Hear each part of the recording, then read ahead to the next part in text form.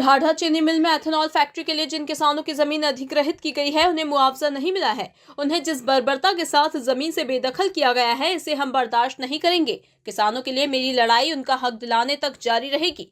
इसके लिए मेरे ऊपर मुकदमा दर्ज हो या रासुका लगे, मैं डरने वाला नहीं। उक्त बातें शनिवार को अपने कैंप कार्यालय पर सपा के कद्दावर नेता व पूर्व राज्य मंत्री राधे श्याम सिंह एक प्रेस वार्ता के दौरान कहते नजर आए। उन्होंने कहा कि बीते 1 दिसंबर को जिला प्रशासन ने एथेनॉल फैक्ट्री के लिए अधिग्रहित जमीन को बिना मुआवजा दिए किसानों से मुक्त कराने के लिए भारी पुलिस बल के साथ जिस बर्बरता का परिचय दिया है, उससे हम सहमत नहीं। बिना हमारे हमारा खेत मिला ग्रहण कर लिया, ना किसी को पता था और ना किसी को खबर हुआ, जिसमें कि हमारे SDM साहब पूरा फोर्स लेकर चले गए और जाके वहाँ पर किसानों को लाठी का ना डंडा से मारे और उसमें खेत सब जोत दिया गया। और हमारे बाबा 3 भाई, जिसमें हमारे बाबा छोटे भाई, उनको पहले मिल वाले ने बाला फुसला कर उनका खेत साइड में खराब किया और हमारे बाबा 2 भाई बचे, उन लोगों का जिम्मेदारी नहीं कुछ था। जब हम लोगों का खेत वो ले लिया, आकर कब्जा कर लिया और जो दिया, खेत में पानी डाल दिया, पूरा पानी भर दिया है, खेत ना बो पाएंगे। और वही देख कर और 7 लोगों को जेल भेज दी और इसी चिंता में आकर खोज रहे थे कहाँ गए, वो लोग अभी आए नहीं और छूटेंगे कब। और उसी से उनका तबीयत खराब हुआ और एम्स ले जाते उनका जान। तो आप क्या चाहते हैं? हम यही चाहते हैं कि हम लोगों को उचित मुआवजा मिले और जो किसान हैं जो बन गए हैं ऊपर से मुकदमा वापस किया जाए। प्रशासन के लोग ये कह रहे हैं कि वहाँ आपका कुछ नहीं, हमारे नाम से तो सब है, लेकिन वो लोग ज़बरदस्ती कर रहे हैं। रात में हमारे घर पे फोर्स जा रही है, जो घर में सोया उनको गाली दिक्कत देते ऑफिस के लाया जा रहा है। ना किसी नोटिस से, ना किसी से, तो लोग हम लोगों को भूल रहे हैं। क्या नाम है आपका? मनोज कुमार। जो मरे उनके क्या लगते हैं? हम उनके बड़े भाई के नाते। कल मीडिया के माध्यम से मुझे जानकारी हुई कि जिला प्रशासन ने हाटा के ढाढ़ा के हरपुर में जो किसानों पर बर्बर लाठीचार्ज हुआ है, पुलिस के लात और जूतों से किसानों को पीटा गया है, महिलाओं को भी नहीं बख्शा गया है। जब मैं इस आवाज को उठाया तो जिला प्रशासन ने मुझे घेरने के लिए और किसानों की आवाज को दबाने के लिए मीडिया पर एक नोटिस जारी किया है। वैसे नोटिस मुझे अभी नहीं मिला है।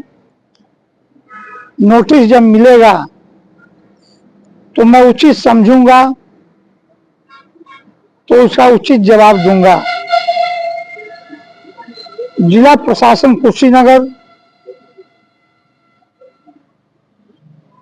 हाटा के ढाढ़ा में जबरन किसानों की जमीन को कब्जा करवाना चाहता है।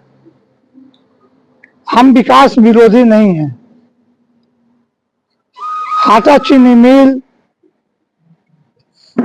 एथेनॉल की फैक्ट्री डिस्टिलरी लगाने की योजना बनाई है और उस योजना में मेरी मांग है और शुरू से रही है कि जिलाधिकारी कुशीनगर चीनी मिल के प्रबंध तंत्र और किसानों के आम सहमति से, क्योंकि वो गांव हरपुर अब नगर पालिका का हिस्सा है, वो शहरी क्षेत्र है। शहरी क्षेत्र मानते हुए किसानों को उनके जमीन का लाभकारी मुआवजा दिया जाए और किसानों की सहमति से किसानों की जमीन अधिग्रहित की जाए। किसान कमजोर और गरीब लाचार समझ करके जिस तरह लाठियों से और लात जूतों से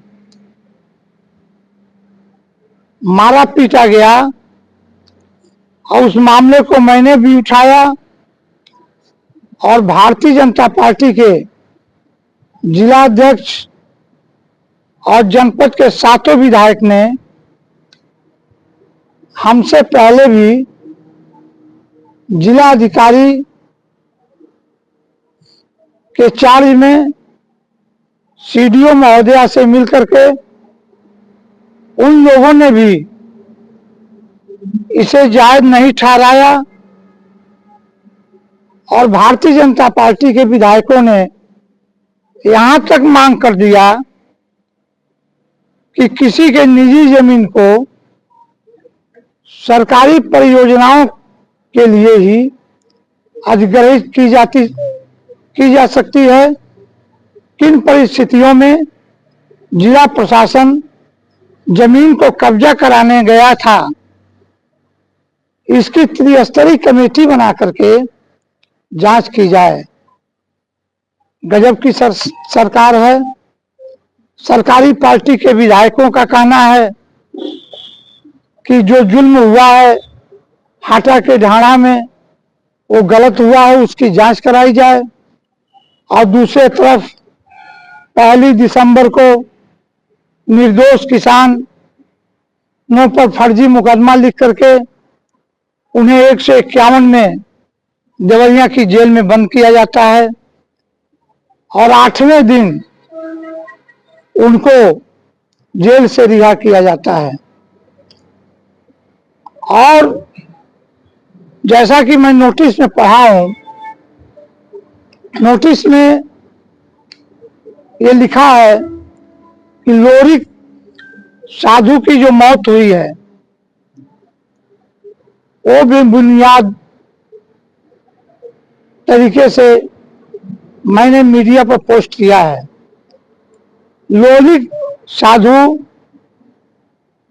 की जमीन बहुत पहले ही चीनी मिल ने अधिग्रहण कर लिया है, और उनके सगे भाई के जमीन में चीनी मिल पानी बहवाने का काम कर रहा है।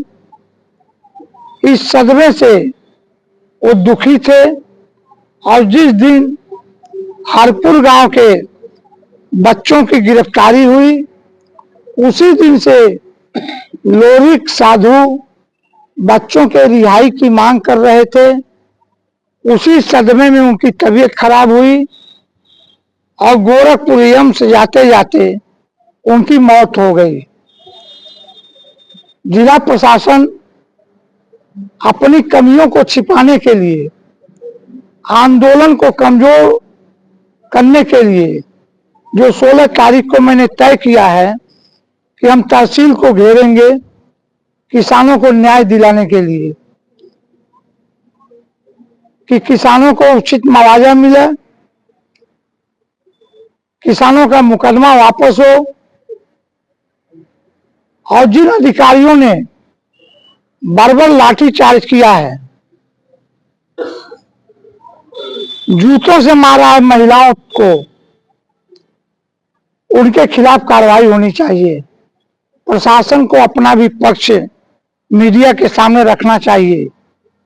जिला अधिकारी महोदय को कितनी बड़ी घटना के बाद उन्होंने किस अधिकारी पर, किस कर्मचारी पर, जिसके कहने पर लाठी चली, जिसके कहने पर बूट और लात और जूतों से किसानों को पीटा गया, किस पर कार्रवाई हुई है। मैं उत्तर प्रदेश के मुख्यमंत्री जी से मांग करना चाहता हूं कि मुख्यमंत्री जी, आपके बगल कुशीनगर जनपद जो आपके लिए सबसे प्रिय जनपद है, अपने भाषणों में भी आप कहते हैं कि मेरे आंदोलन और राजनीति की शुरुआत कुशीनगर जनपद से हुआ है। आज कुशीनगर का किसान पुलिस के जूतों के बूटों से रौदा जा रहा है, लाठियों से पीटा जा रहा है किसान। और जिला प्रशासन, जो व्यक्ति इस जनपद में अन्याय के खिलाफ अकेले राधेश्याम सिंह जो आवाज उठाता है, उसके खिलाफ मीडिया पर नोटिस जारी करके, जहां तक मुझे जानकारी मिली है कि जिला अधिकारी मेरे खिलाफ मुकदमा भी लिखना चाहते हैं और मेरे ऊपर रास्ता भी लगाना चाहते हैं, मुझे जेल भी भेजना चाहते हैं। मैं चेतावनी देना चाहता हूं कुशीनगर के कलेक्टर को कि मेरे ऊपर आप रास्ता भी लगा दें, जेल भी भेज दें, तब भी हम किसानों की आवाज उठाने से रुकने वाले नहीं हैं। और मेरा सीधे सीधे आरोप है कि हाटा का जो ढाणा है और चीनी अधिग्रहण का मामला है, उसको जिला प्रशासन रामकोला गोली कांड का पुनरावृत्ति कराना चाहता है। यही भारतीय जनता पार्टी की सरकार 1992 में थी। यही राधेश्याम सिंह उस आंदोलन का नेतृत्व कर रहे थे और जिला प्रशासन के नासमझी से इतना बड़ा कांड हुआ। मैं उत्तर प्रदेश के मुख्यमंत्री जी से मीडिया के माध्यम से अपनी बात कहना चाहता हूं कि मुख्यमंत्री जी इसको संज्ञान लें और इस मामले को गंभीरता से लें। जो भी दोषी हो उसके खिलाफ कार्रवाई हो। एथेनॉल की फैक्ट्री लगे, लेकिन किसानों की सहमति से लगे। किसानों की हत्या करके, किसानों को मार पीट करके, किसानों को के ऊपर मुकदमा दर्ज करके जमीन अधिग्रहित न की जाए। इसीलिए हम प्रेस कॉन्फ्रेंस बुला करके अपनी बात आप लोगों के माध्यम से मैं प्रशासन तक और सरकार तक पहुंचाना चाहता हूं। बहुत बहुत धन्यवाद।